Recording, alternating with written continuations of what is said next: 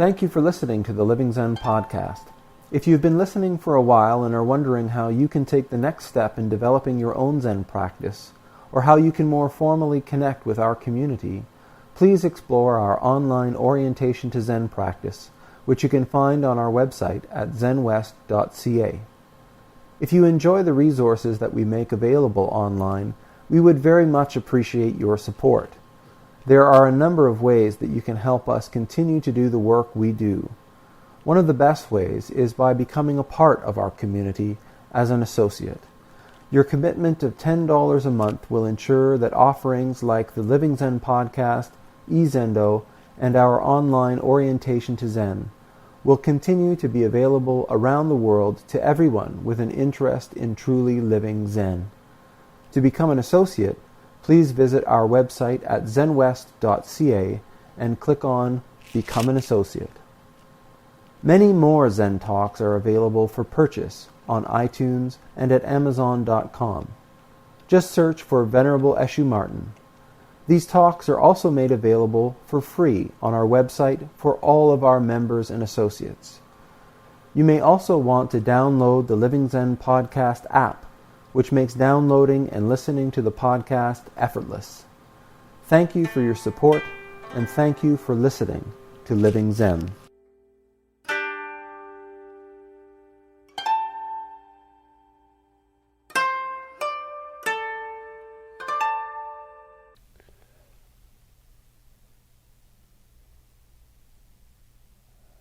Tonight I wanted to talk about something practical. Something that if you're taking up Zen practice, if you're taking up any kind of meditation practice, I think it's something that comes up. And I guess for me, early in my practice, it caused me a great deal of distress. You okay? It's okay. You don't have to go. Okay, all right. I have that effect on some people, so yeah. Okay, so and that problem is drowsiness, sleepiness when you're sitting, when you're meditating. I think a lot of people experience it, and there's all kinds of ways that we can respond to it. And where does it come from? I think these are all great questions to ask. When I first started practice, I was in my early to mid-20s, and I was pretty much a macho guy. And when I went to do my formal training, I chose to go to a place that had a reputation for being sort of the Marines of Zen. And I really enjoyed it there. I fit right in. And so the practice was really hard, but I quite enjoyed that. And basically all of the things that really romantically charmed me about Zen were all of these great stories about macho Zen masters in a lot of ways. It really spoke to me. After I got back from the monastery and started doing a little bit more of a relaxed practice, I guess you could say, I had this problem arise in Zen practice, which was this drowsiness. And for a long time, it seemed like every time I sat down, within minutes of sitting, I was pulled into this battle for consciousness. And I performed all kinds of experiments to try to get to the bottom of it. I could be well rested, 8 or 9 hours of sleep, which is much more than I usually get. Have a cup of coffee and a good breakfast, maybe do a little bit of stretching. And over the course of about a year, it got to the point where literally I would sit down, and within about a minute and a half, I was like all over, just like fighting for consciousness. And for me, this sort of drowsiness, somnambulism, I looked at as a weakness. My idea of my Zen practice was that it was, this awareness, this clarity was something that was quite bright. There was this sort of like charge to it sitting there. And I'd experienced that in meditation. And so I think I got a little bit fixed on this idea of the bright, clear-eyed perspective of what awareness was.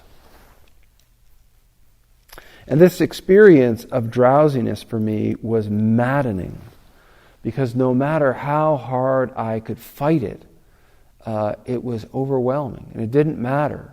It didn't matter what I did. When I sat down, I found myself in this position of being utterly drowsy. And this lasted for about 9 months to 12 months, I would say. And it was in the middle of a sesshin, our 7-day intensives, where I got so frustrated, I just thought to myself, screw it. Let's see what happens. Am I really going to just fall right off of my meditation cushion? Am I really going to completely lose consciousness and pass right out on my cushion? This is going to be horribly embarrassing, but let's just see what happens. And so as I sat there and as this sense of drowsiness came over me, rather than fighting against it, rather than pressing against it or trying to avoid it, I engaged in this practice of softening into it.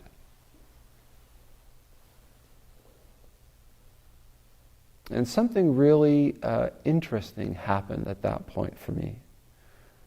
And this was that I didn't fall asleep. In fact, what happened was that there was this profound relaxation that sort of filled my body. And there was a transformation in awareness. It wasn't this sort of bright, sharp, specific awareness anymore, but a broad and kind of diffuse overall awareness. And after a few minutes, I closed my eyes and just let this sort of relaxation flow through me. And then after a few minutes, my eyes just naturally opened, just as I normally sat. And there was no sense of drowsiness whatsoever. But there was this profound relaxation in my body, and the sort of battle was over. Now, I can't say that, from then on, I've never experienced drowsiness in my life in meditation. This is not true. But I've made some observations, and I want you to experiment or explore these observations and test them, see if they're true. So some of the observations I've made are that it's very rare for somebody in the early stages of practice, your first few months of practice, to experience much drowsiness in Zazen. And this is very interesting to me. And there seems to be a pattern that at about 3 to 6 months of a regular practice is when a person really starts to experience this drowsiness that starts to arise in practice. So I'm going to let you into Eshu's theories on what's going on. As we sit, our conscious mind, our differentiating mind, begins to relax, begins to soften. The way that we see the world, subject and object, as we simply sit and dissolve into it through our practice, begins to soften. And our state of consciousness begins to open up. Normally, we have these really solid barriers between what we call our conscious mind and our unconscious or subconscious mind. And as we continue our practice, as we engage in this practice, particularly as we're sitting, these barriers, these walls between conscious and unconscious, conscious and subconscious, begin to soften. And this is why, as we sit, we can get all kinds of totally bizarre thoughts arising, strange images, feelings, physical sensations arising. Now, my theory is that as we continue practice, and as this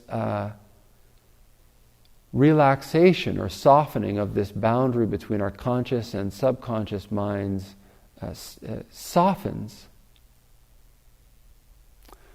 our experience kicks in. This happens to us regularly. This separation between conscious and unconscious dissolving happens to us all the time, every day. Every time that we lay in our beds and go to sleep. And I'm sure for many of us, I don't think I'm the only person. In fact, I know I'm not. There's actually a scientific term for this phenomenon. But when we're falling asleep, and we're just about to fall asleep, you jolt or you kick, right? And this is this resistance to this boundary coming down. And I think that as we sit and as we approach this boundary, this barrier between our conscious and our unconscious mind, we react to it in a habitual way. We identify this opening or this transformation of consciousness as sleep. And it's not sleep. It is the broadening, the expansion of our consciousness. We're so habitually conditioned to resist it that we respond to it as if we're falling asleep. We respond to it with a sort of mental, emotional sort of contraction, resistance. We want to stay conscious. We want to stay in the bright, sharp mind. That's my theory. And what I've found is that if we, there's such a wonderful physical flag or cue for us when we're sitting. If we're sitting, you have to kind of look at me for this cue. If we're sitting and suddenly we find ourselves doing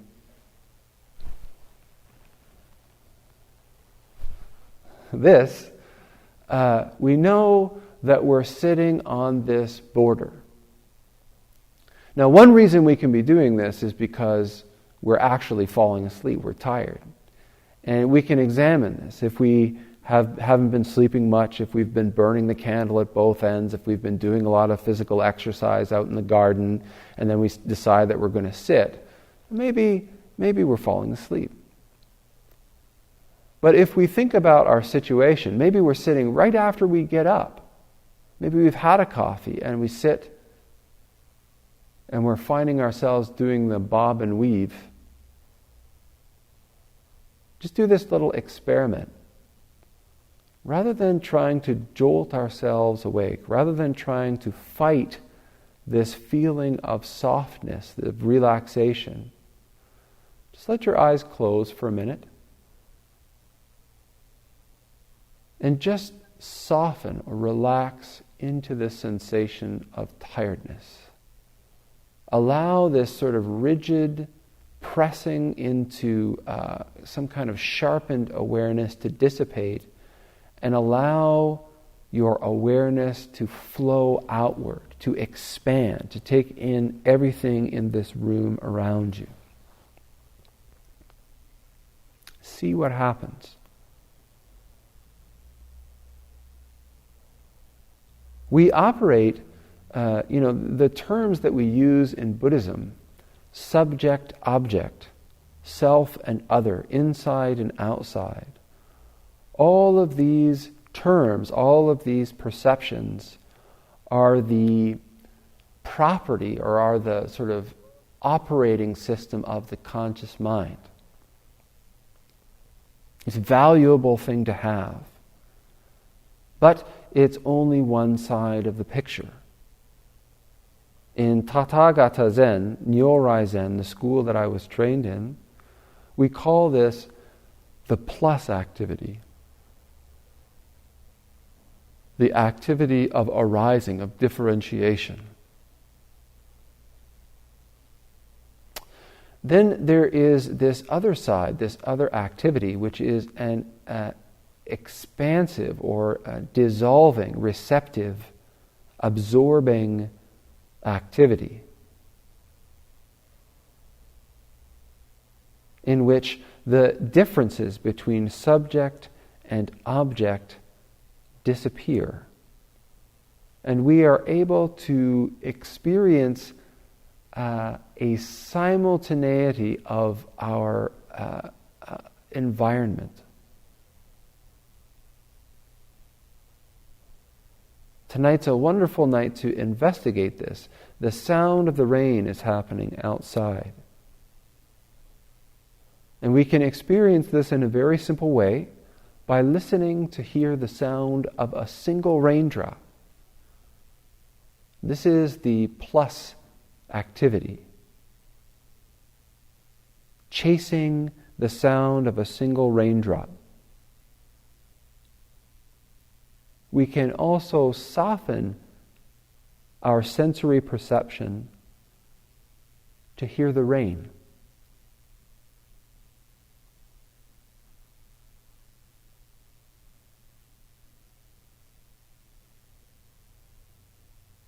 Can you experience, can you open yourself, can you transition between these two ways of perceiving this simple function of rain?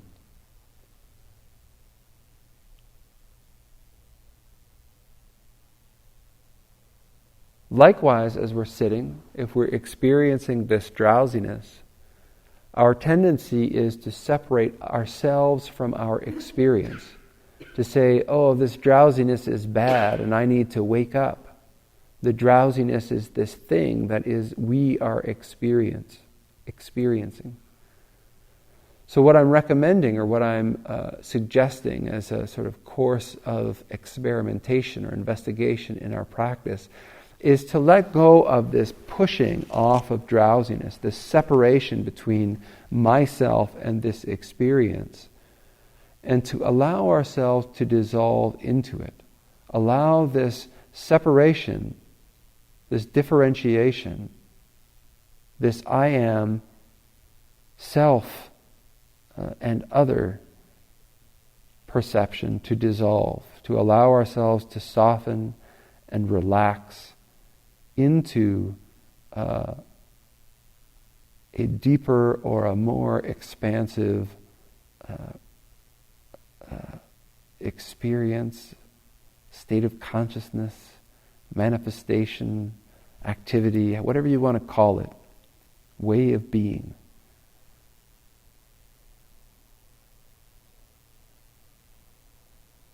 It's this practice, or this way of connecting with what we're doing as we're doing it, begins in our sitting practice. But what we'll find as we continue to practice is that our awareness of these two ways of manifesting becomes more and more clear. As we go through our day, whether we're doing our dishes or playing an instrument or making art or doing whatever it is that we're doing, we become aware of the activity that we are engaged in as we're doing it. Are we engaged in the activity of differentiation, standing outside of the activity, looking at objects as an object ourselves? Or are we engaged in the activity of dissolving, letting go into the activity that we're engaged in, so that we, the activity, and the environment in which we're doing it unify into one?